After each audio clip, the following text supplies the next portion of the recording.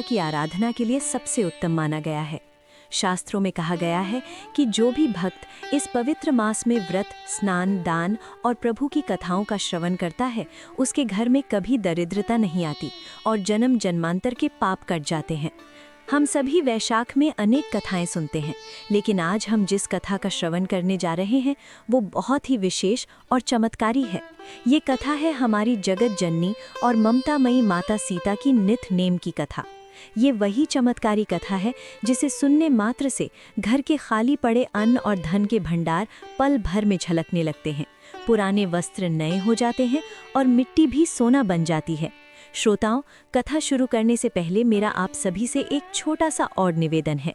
यदि आपको माता सीता की ये पावन कथा पसंद आए तो वीडियो को लाइक करें, हमारे दिव्य भक्ति कुंज परिवार से अवश्य जुड़ें और कमेंट में पूरे भाव और श्रद्धा से एक बार जय माता सीता या जय श्री राम अवश्य लिखें। तो आइए अपने हृदय में प्रभु श्री राम और माता सीता के चरण कमलों का ध्यान करते हुए इस परम मंगलकारी कथा का श्रवण करते हैं। ये उस समय की बात है जब भगवान श्री राम, माता सीता और भ्राता लक्ष्मण अयोध्या के राजपाट को त्याग कर 14 वर्ष के कठोर वनवास पर जीवन बिता रहे थे। वन के उस कठिन जीवन में भी माता सीता बहुत ही धर्मपरायण और नियम की पक्की थीं। माता सीता का ये 12 वर्षों का अखंड नित नेम था कि वे प्रतिदिन सुबह स्नान ध्यान करने के पश्चात अपनी एक कथा कहती थीं। माता सीता अपनी ये कथा स्वयं कहती थी और प्रभु श्री राम उनके सामने बैठकर इस कथा को बड़े ही प्रेम से सुना करते थे। ये उनका प्रतिदिन का नियम था जो कभी नहीं टूटता था। एक दिन अचानक भगवान श्री राम और भ्राता लक्ष्मण को किसी काम से बाहर जाना पड़ गया। जब माता सीता को ये ज्ञात हुआ तो वे बहुत उदास और चिंतित हो गईं। माता सीता ने हाथ जोड़कर भगवान श्री राम से कहा, हे स्वामी, मेरा 12 वर्षों का ये अखंड नित नेम है कि मैं प्रतिदिन आपको अपनी कथा सुनाती हूँ और उसके बाद ही अन्न जल ग्रहण करती हूँ। यदि आप वन में दूर चले जाएंगे तो मैं अपनी ये कथा किसे सुनाऊंगी? मेरा तो 12 वर्षों का नियम बीच में ही टूट जाएगा और मैं नियम टूटने के पाप की भागी बनूंगी। माता सीता की ये व्याकुलता व धर्म के प्रति उनकी ये निष्ठा देखकर भगवान श्री राम मुस्कुराए। उन्होंने अत्यंत प्रेम से माता सीता को समझाते हुए कहा, हे सीते, आप तनिक भी चिंता ना करें। आपका ये 12 वर्षों का पवित्र नियम कदापि नहीं टूटेगा। आप ऐसा करना, जब मैं चला जाऊं तो आप पास ही बसे गांव के बाहर उस कुएं की पाल पर जाकर बैठ जाना। वहां गांव की बहुत सी औरतें और पनिहारे ने सुबह सुबह पानी भरने के लिए आती हैं। जो भी औरत वहां पानी भरने आए, आप उसे अपनी ये कथा सुना देना। इससे आपका नित नेम भी पूरा हो जाएगा और सुनने वाले का भी कल्याण होगा। माता सीता को प्रभु का ये सुझाव बहुत अच्छा लगा। उन्होंने प्रसन्न होकर कहा, हे भगवान, आपने तो मेरी बहुत बड़ी चिंता दूर कर दी। ये तो बहुत ही अच्छा उपाय है, मैं ऐसा ही करूंगी। प्रभु के जाने के पश्चात माता सीता ने प्रातःकाल स्नान किया और अपना नियम पूरा करने के लिए गांव के बाहर बने उस कुएं के मुंडेर पर जाकर बैठ गईं।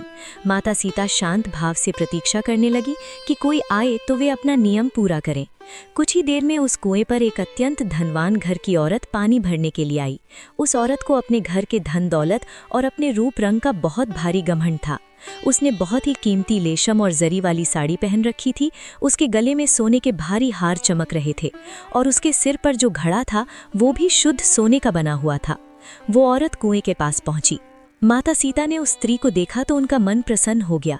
उन्होंने अत्यंत मीठी और करुणामयी वाणी में कहा, हे बहन, क्या तुम मेरा एक छोटा सा काम करोगी?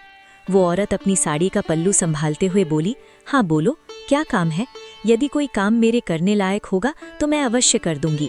माता सीता ने बड़ी ही शालीनता से कहा, हे बहन, मेरा 12 वर्षों का नित नेम है कि मैं प्रतिदिन कथा कहती हूँ।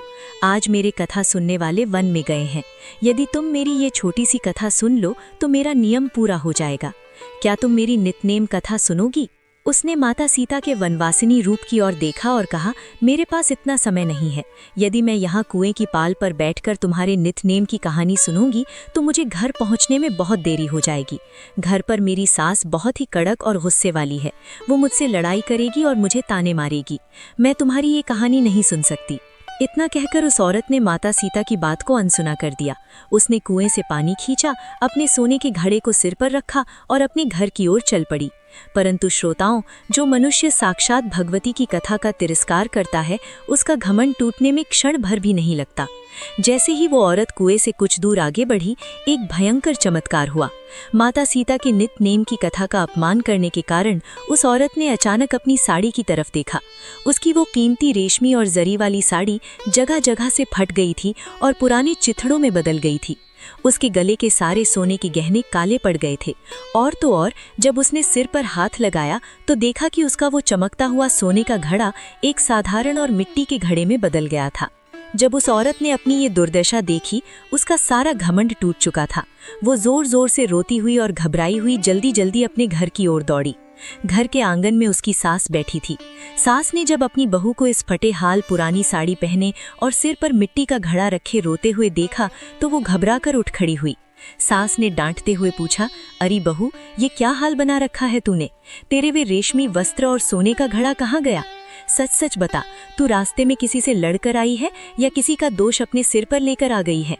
बहू ने सिसकते हुए और रोते हुए उत्तर दिया, नहीं सासू माँ, मैंने किसी से कोई लड़ाई नहीं की। बस कुएं की पाल पर एक बहुत ही शांत और तेजस्विनी औरत बैठी थी। उसने मुझसे कहा था कि उसका 12 वर्षों का नित नेम है और वो मुझे अपनी कथा सुनाना चाहती है। लेकिन सासू माँ, मैंने आपके डर से और अपने घमंड में आकर उसकी कथा सुनने से साफ मना कर दिया। मुझे लगता है ये उसी कथा का अपमान करने का फल मुझे मिला है। इसके अलावा मैंने और कुछ नहीं किया। सास उम्र में बड़ी और बहुत ही समझदार थी। बहू की बात सुनते ही वो तुरंत समझ गई कि कुएं की पाल पर बैठने वाली वो कोई साधारण स्त्री नहीं। सास बोली, ला ये मिट्टी का घड़ा मुझे दे और वो फटी हुई साड़ी भी मुझे दे। सास ने तुरंत वो फटी हुई साड़ी पहन ली और वो मिट्टी का घड़ा लेकर नंगे पैर दौड़ती हुई उसी कुएं की ओर चल पड़ी। कुएं पर पहुंचकर सास ने देखा कि माता सीता उसी शांत मुद्रा में कुएं की पाल पर बैठी हुई हैं। माता सीता के पास जाकर सास ने बड़ी ही चतुराई दिखाई। उसने उस मिट्टी के घड़े को कुएं के पानी से धोना और मांजना शुरू कर दिया। वो बार बार घड़े को धोती, फिर पानी फेंकती, फिर धोती। माता सीता मुस्कुराई। उन्होंने सास से पूछा, अरे माई, तू बार बार इस एक ही घड़े को क्यों धो रही है? क्या तुझे घर जाने की कोई जल्दी नहीं है? सास तो इसी प्रश्न की प्रतीक्षा कर रही थी। उसने तुरंत हाथ जोड़कर अत्यंत विनम्रता से कहा, हे बहन, मुझे घर जाने की कोई जल्दी नहीं है। मेरे घर के सारे काम हो चुके हैं। मैं तो एकदम खाली हूँ। मेरे पास समय ही समय है। सास की ये बात सुनकर माता सीता प्रसन्न हो गईं। उन्होंने कहा, हे माई, मेरा 12 वर्षों का नित नेम है। यदि तुम्हारे पास समय है तो क्या तुम मेरी कथा सुनोगी? सास तुरंत बोली, हे माता, एक बार छोड़ो, मैं तो आपकी ये पावन कथा 4 बार सुनने को तैयार हूँ। आप कृपा करके मुझे अपना वो नितनेम सुनाइए। तब माता सीता कुएं की पाल पर बैठकर बहुत ही मधुर और भक्तिमय स्वर में अपने नितनेम की कथा सुनाने लगी। श्रोताओं, ये वही चमत्कारी नितनेम है जिसे सुनने मात्र से घर के खाली भंडार भर जाते हैं। राम आए, लक्ष्मण आए, देश के पुजारी आए, नितनेम का नियम लाए। आओ राम, बैठो राम, तपी रसोई जीमो राम, माखन मिश्री खाओ राम, दूध बताशा पियो राम, सूत के पल का पोड़ हो राम, शाल दुशाला पोड़ हो राम, शाल दुशाला ओढ़ हो राम। जब बोलूं जब राम ही राम, राम संवारे सबके काम, खाली घर भंडार भरेंगे, सबका बेड़ा पार करेंगे। बोलो श्री राम, जय जय राम। सास ने पूरे ध्यान, श्रद्धा और भक्ति से माता सीता का ये पूरा नितनेम सुनी। जब कथा पूरे हो गई तो सास ने प्रसन्न होकर कहा, बहन, तुमने कथा तो बहुत ही अच्छी सुनाई है। मेरे हृदय को बहुत शांति मिली। इतना कहकर सास ने कुएं से घड़ा भरा और अपने घर की ओर लौट पड़ी। उधर जैसे जैसे सास कुएं से अपने घर की ओर कदम बढ़ा रही थी, माता सीता के नितनेम का अद्भुत चमत्कार होने लगा। सास के शरीर पर जो फटी हुई साड़ी थी वो अत्यंत मूल्यवान रेशम और जरी की साड़ी में बदल गई और उसके सिर पर रखा वो मिट्टी का घड़ा फिर से शुद्ध सोने के घड़े में बदल गया। जब सास घर पहुंची तो उसकी बहू उसे इस राजसी और चमकते हुए रूप में देखकर हैरान रह गई।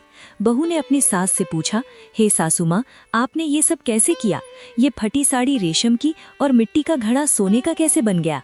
सास ने मुस्कुराते हुए कहा, अरे बहू, तू तो उस साक्षात माता सीता को दोष लगाकर और उनका निरादर करके आ गई थी और अब मैं वो दोष उतार कर आ रही हूँ। मैंने सच्चे मन से उनकी कथा सुनी है। बहू को अभी भी पूरी बात समझ नहीं आई। उसने पूछा, सासू माँ, मुझे ठीक से समझाइए, कुएं वाली वो स्त्री आखिर थी कौन? सास ने अत्यंत भक्ति भाव से कहा, वो कोई और नहीं, साक्षात माता सीता थीं। वो पुराने को नया कर देती हैं, मिट्टी को सोना बना देती हैं। वो खाली घरों के भंडार भर देती हैं और जिस घर में उनकी कथा सुनी जाती है वहाँ साक्षात लक्ष्मी जी का वास करा देती हैं।